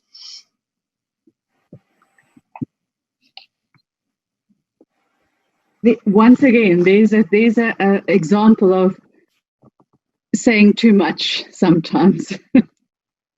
Not knowing what to say and what not to say. Mm-hmm. For me too. Yeah. Well, we had in our last picture the image of Mary, upright, in the center, open, taking it all in. And we have, again, in the Bible, it's Pentecost, I can use the Bible, right?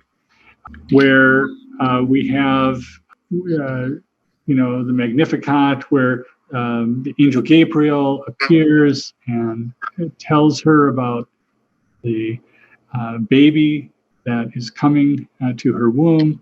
And what does it say? It says she took all of it in and pondered it in her heart.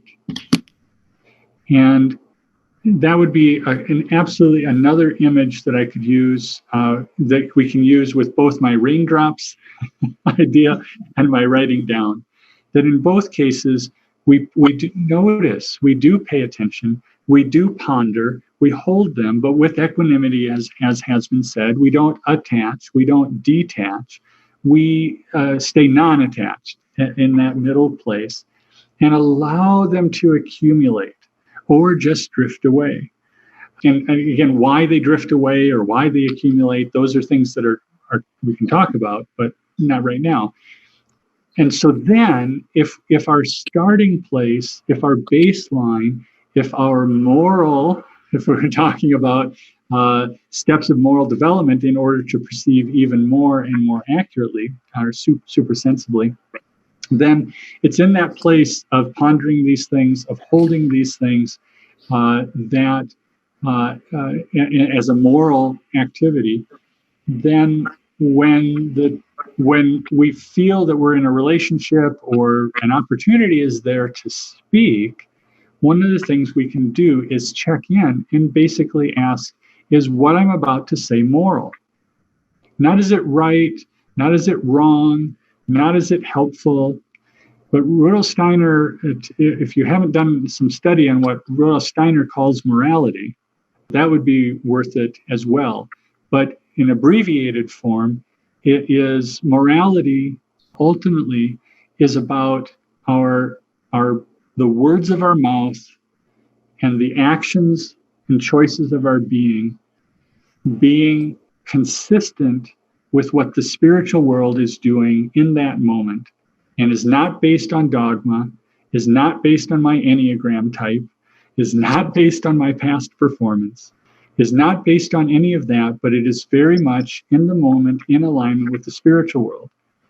The way Jesus said it in the Bible is, I only do what I see the Father in heaven doing. And I only say what I hear the Father in heaven saying. That's all I do. That's all I say. He lived in this complete alignment with the Father. And he goes on to tell, on the night that he was betrayed, he tells his disciples, that's how I want you to behave too. In fact, I no longer call you servants or slaves, You are now capable of becoming friends with God because you are now capable of perceiving what the master is doing. And then you have free will choice whether to align with the master, align with the spiritual world, or not. And so then the way we stop getting into trouble, and let me confess, I have gotten into trouble and I still get into trouble, but not as much with what I share, is I do my best to try to perceive what the Spirit is doing and when to open my mouth and give an answer and when to keep my mouth closed, when to talk a lot and when to not talk as much. And if you see the words of your mouth as moral activity and seek to align yourself with the moral activity of the spiritual world in the moment, you are far less likely to make an error. Mm-hmm. That's very helpful. Good. That's good. Thank you. Mm-hmm. And so the kicker is you're going to be surprised. Mm-hmm. So because the spiritual world isn't just going to tell you to be quiet. The spiritual world is going to tell you to speak when it wasn't. No, in these circumstances, I don't talk. And the Spirit comes and says, please, please, please, I need someone to talk. And you're the only one paying attention in this moment, or you're the best one, or you have no idea how hard we've worked to get karma and everything to come together in this moment. Please, we need your help. And so it works both ways, both keeping our mouths closed and when to open them. That helps in discerning when to speak. Yeah, I'll concentrate there. Yeah, it's really, yes, you have to practice. Yes, it's taken me decades to get to the point that it's like where I'm at now. But you will only learn it by practicing. It goes back to what BG was asking and how I was responding to him. You have to open your mouth and make mistakes in order to discover, oh, that was a mistake. That what I thought was a leading from the Spirit actually wasn't. Okay? This is why it's called spiritual science, right? we have a hypothesis. We have some observations. We make a hypothesis, and then we go and we act on the hypothesis. We test it. We open our mouth. We move forward. We go in this direction. We give it a shot. And then we get feedback, and then that's how we learn, and that's the only way we learn, really, and it's the fastest way to learn. Yeah. Leland, I really appreciate how you speak of your own experience in your own life. It's not like you're quoting Steiner someplace. You're saying, this is how I have gone a path. And it has become fruitful because I'm paying attention. And you're sharing with us what your experience has been that has led to your being who you are here today now. And that's something we really need to learn to do. I'm pretty good about quoting Steiner here and there and say, read this book, Spiritual Foundations of Morality. But you bring it in such a simple equanimity, and that's a big word, but the joyful equanimity of the risen Christ after the passion, that we can resurrect out of those painful, destructive experiences of our own self and the world. And I love that you say it's in motion. It's like talking about verbs, not nouns. Are we becoming or being human? And yes, we stumble and we make mistakes, but if we truly have sincerity and humility, the divine world will reveal itself to us. It's just very inspiring how you're speaking with us now. And this is the first of all the cafes where the invited guest speaker is continuing to unfold and allow us to ask questions like this. So I want you to be aware of how unique this situation is and how deeply we appreciate it. Thank you. Thank you. It's my joy. Yeah. I can tell. Your joy becomes our joy. Well, it is. You've said some wonderful things. Just a couple comments since you're liking what I'm saying. I agree. There have been what feel like prohibitions in the anthroposophical world to speaking about our personal experiences. Yes. And there are valid reasons for that. Mm-hmm. However, it is my experience. I'm not going to go with my experience first. It is my interpretation of Rudolf Steiner. Since we're anthroposophists, we'll cite Steiner. Steiner indicated that there was that was then in the past. So read Steiner. He said, this is the way it used to be with the mystery schools, etc. And then he says, this is now.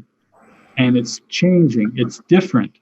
The rules that applied then don't apply now.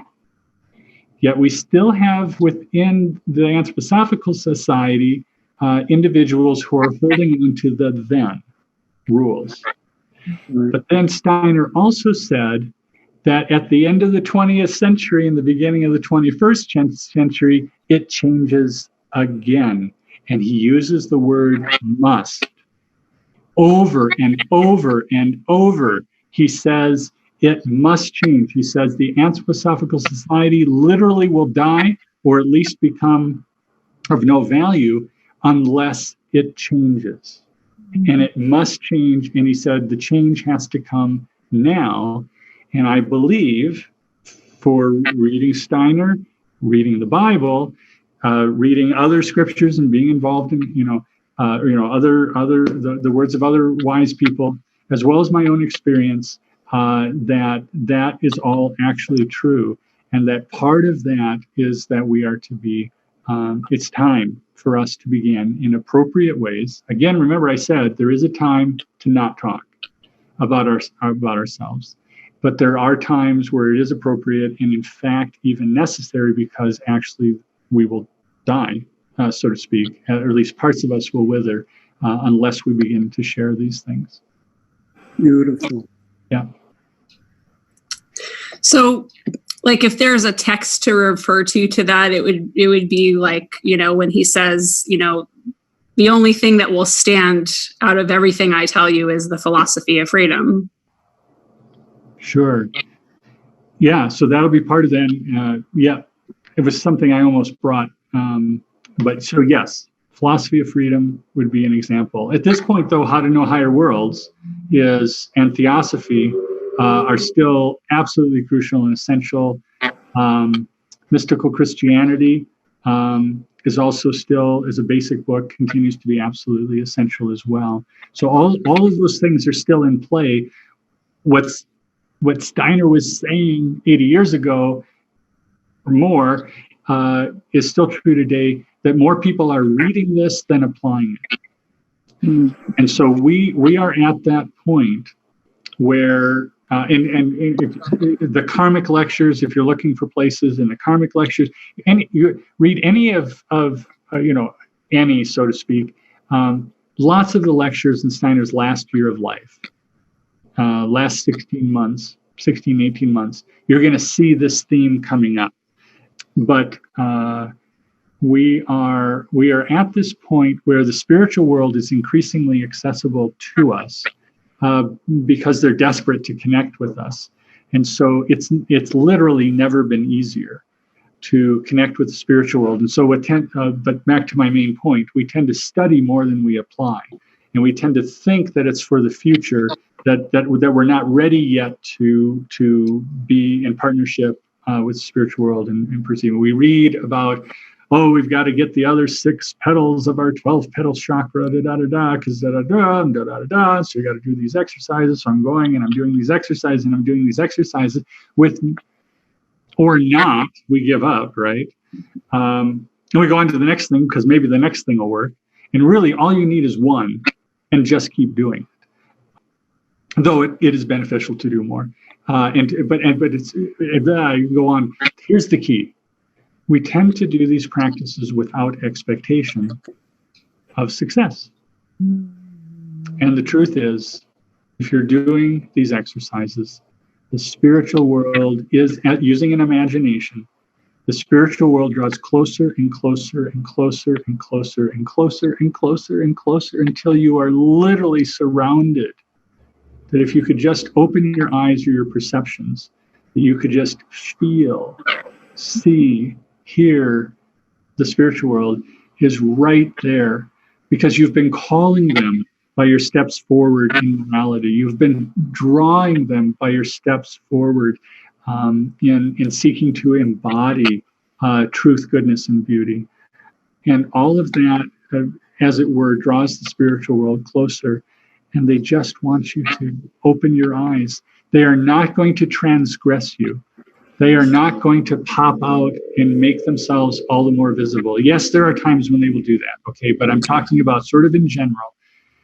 They're waiting for you to open your eyes. They're waiting for you, for us, to open our eyes, to open our ears, to open up our senses, to step onto the playground that has been prepared for us.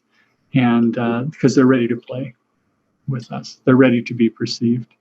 Because one of the things I've been thinking about is I've thought about this for a long time. Is like, well, Steiner wrote everything that he could until like he passed away in 1924. But I'm like, what didn't he know? Like, he could only see so far. I mean, he could see pretty far, but if he could write his post death, like, okay, now he knows everything, like, what would he say? Like, and we can ask for that, for him to tell us these things that you can. And I'll go ahead and say that, I've connected with Steiner, and he is a cheerful fella. I will tell you, I was shocked at how cheerful and sprightly he is, and he's actually quite happy. I had a Lelan, I would just share. I remember. Let me see if I can get the camera to work or not. I remember reading one lecture, and Rudolf Steiner was talking to the anthroposophist. As anthroposophist, if you saw the truth in this, I'm not going to remember exactly right now, but if you saw the truth in this misfortune, you would be standing on your chairs up and down with joy. And it was like, it was championing. It's true. It's here. We see it. And he called them the long-faced. Yes. He called it a long-faced anthroposophist. That's right. And I don't know many people who can't relate to themselves and others in our community who can tend to be long-faced because of what we encounter in the world. And Rudolf Steiner was like, if you only knew, you'd be standing up in your chairs, jumping up and down. And I get that imagination of him. And it is full of joy. It is. He consciously and purposefully did not seek to attract people to himself or to anthroposophy based on his own enthusiasm and capacity to charm. So he worked very, very much to try to maintain that equanimity, as has been brought up by several people. And yet, if one can find the cheerfulness, one can find the humor, even in reading his lectures, and then if we become aware of the stories about him, they are largely, unfailingly emphasize or have it at least as part of the narrative, is talks about his cheerfulness and his humor. I had a conversation with Rene Corrido And he said that Dornach had arm twisted him to edit the humor out of Steiner's lectures because that wasn't the perfect teacher, being boisterously humorous. And he was so angry and so frustrated. Yeah. And he translated a lot of books. He did. He did. And he was himself a boisterous, humorous guy. One of the quotes from him I have at the house is how about essentially to be a teacher is to have humor, that we have to have humor to overcome. And that's really so absolutely necessary in light of everything we encounter. Yeah. Think of the representative of man and the elemental being of humor coming. Yep. It's an afterthought as a revelation that it wouldn't be complete without that. That's right. But most important to me is seeing that relationship of the representative of man and the rarity for sculpture to show a process of Lucifer and Ahriman interacting with each other, Lucifer being humbled, Ahriman being extruded beneath the feet, and von Emichhofen saying, if you see that clairvoyantly, this is the Sophia. If you clairvoyantly penetrate the sculpture itself, you see Sophia as a verb, as a beingness in movement, as a process.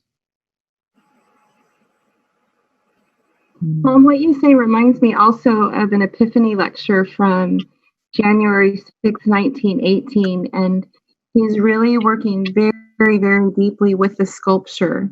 And it ties in with what Lelan has really brought tonight about that choice, that freedom that we have. Because within that lecture, he touches on so many things, but it's really the illusion of the sculpture and the living being of Sophia that is within it, behind the veil. And there's one portion in the lecture where she does something because she feels she has to do it. So that's like a responsibility or a martyrdom, which of course can serve in so many places. But there are times when, as humanity, we do things because we feel responsible for it, rather than being able to really be with that Christ within to see if that is the proper thing to do. And so in a way, when I see others or myself do those things out of responsibility, it is such a sacrifice. It is such a sacrifice to see people do those things for their own peril. When this discernment comes, like Lelan says about, or BJ, I think was his name, or BG, excuse me, about how can we tell what is true and what is not when we have these experiences, which time to act and which to not. But that particular lecture is so full of so many things, including the shattering of Isis and the dismemberment and all of the pieces. It refers to Egyptian a lot, but it's a very rich one. If anyone is more interested in the sculpture that you're speaking of, Tom.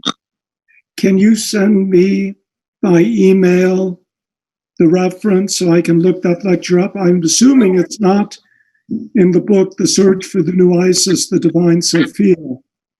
I don't recall that it's in there. It's I can certainly send it to you. I don't have your email, but it's January 6th of 1918. So in the years leading up to that, it was a very rich lecture, but I think now that it's 100 years have passed, it's even more so. And it talks about the full Parsival. It talks about, it talks about the full. So the Parsival piece is in there. Thank you. Yeah, thanks, Thank Amy. you. Thank you.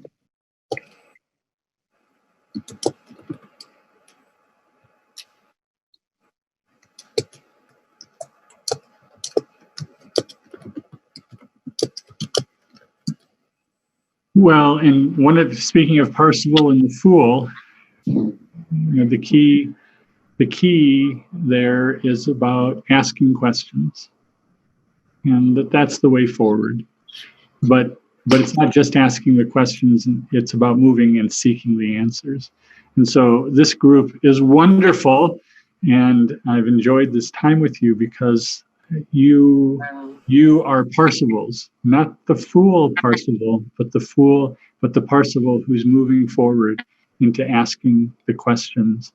And so it's a gift. Keep going forward, knowing that each of you exist and are out there makes me feel just very excited and hopeful for humanity.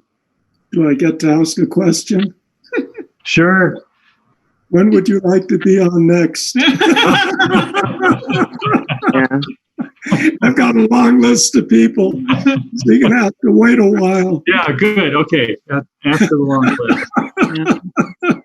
Well, Lelan, I have been living through the Easter mystery quite deeply the last few months, but I feel that your presentation tonight has really taken me to the next step in my preparation. And I just want to sincerely thank you for your thoughtfulness and your generosity and for sharing your wisdom.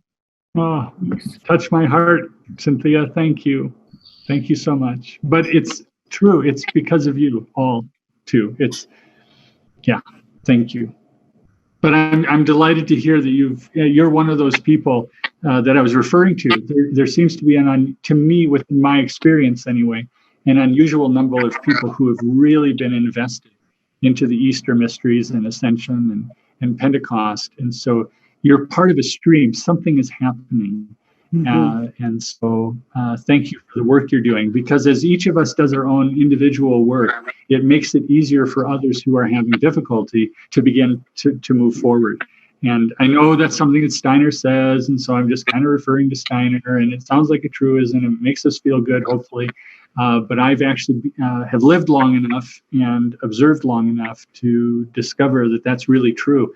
Because sometimes we can actually literally see that in our own families or own relationships, or the observer on the outside can see it. And so when we can see it close to hand, we can then believe and understand that this is a spiritual truth. So thank you all for your work, for your questions, for your penetrating, for your efforts, because you're actually helping all of us by doing it. Well, thank you, Lelan. And it's Kathleen over here. Sorry, can you hear me? Yep, I can, Kathleen. Yep. Okay, thank you. I'm way up. I'm north of you in Alberta, Canada. But yes. I have put the question onto the Facebook page. So the question that I would ask, but you can. Okay. Do you monitor that? Do you go to the Facebook page? Are you talking about the Wise Cosmos Facebook page? Yeah. Wise Cosmos Education. Wise Cosmos? Yeah. All right, I'll go take a look. I don't monitor it. I don't monitor it well, but now I know that there's something there. I can go take a look.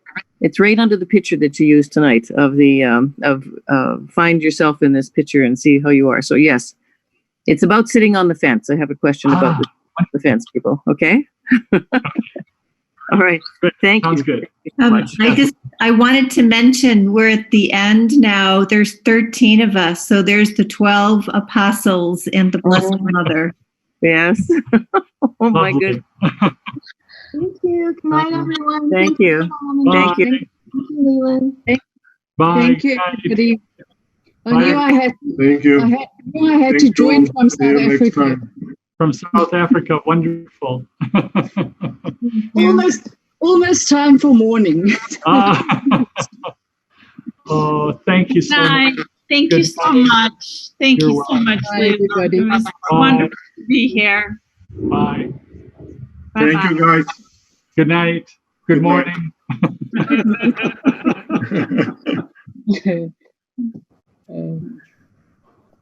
Hi, Patricia. I see you waving. Bye. Yeah. Good night, BJ. Okay. BG. All right. Well, and that Julie, I believe, is my wife. So nice to have her here. Jody is a member of the Wise Cosmos team. So good to have her here. I'm not sure who Liz is in the moment, but glad to have you with us as well. Anybody else want to say something or offer something or another question for us? I just think it's extraordinary what we can do over Zoom. I would not have guessed that an evening like this would unfold the way it has. And in a sense, it feels to me like we are redeeming something of an Ahrimanic nature by truly letting it serve the way many of these evenings have been, but this one's extraordinary.